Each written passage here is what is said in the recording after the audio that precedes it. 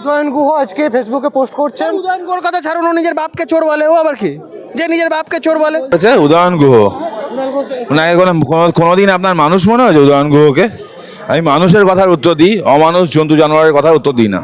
উদয়ন গুহর ওই যেরকম অমিতাভ বচ্চনের একটা সিনেমায় হাতে লিখে দেওয়া ছিল না, মেরা বাপ চোর হয়, উদয়ন গুহর মাথায় লিখে দেওয়া উচিত মেরা বাপ চোর। তো নিজের বাপকে নিজে চোর বলেছে, ও আবার কি কথা বলে?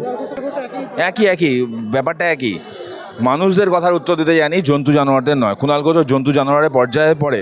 ওনার বাবা মা মনে হয় মারা গেছেন, এই বেঁচে থাকতেন দুঃখ প্রকাশ করতেন যে এরকম একটা ছেলে জন্ম দেওয়ার জন্য। আমি আবার দেখলাম ওনার বাবা মা নাকি আরজি করে ডাক্তার ছিলেন, উনি নাকি ওখানে জন্মেছেন। সেই সময় না শিশু বদল হতো, দুজন ডাক্তারের ছেলে মেয়ে বা ডাক্তারের ছেলে এরকম নোংরা হতে পারে আমার ডাউট আছে। ওনার আদৌ ওনার বাবা মা তো না বদলি হয়ে গেছিলেন। সুরিশ সাক্ষী মাতাল, আর লোক পেলেন না কুণাল ঘোষ।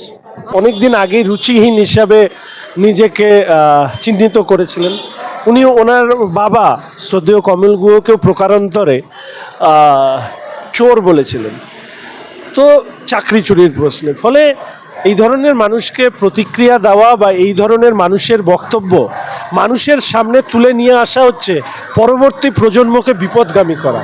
এই ধরনের বক্তব্য যারা বলেন তারা মনে হয় বাড়িতে এই ধরনের অভিজ্ঞতা সম্পন্ন বা এই অভিজ্ঞতার মধ্যে দিয়ে বড় হন।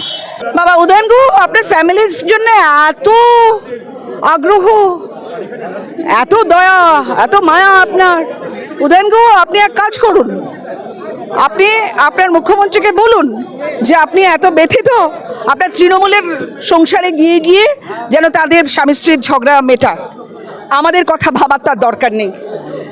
যেটা হয়েছে, এই যে ভয়ঙ্কর যে ঘটনাগুলো ঘটেছে, সেই ঘটনার তদন্ত যাতে ঠিকঠাক মতো হয় সেইটার ব্যবস্থা করুন।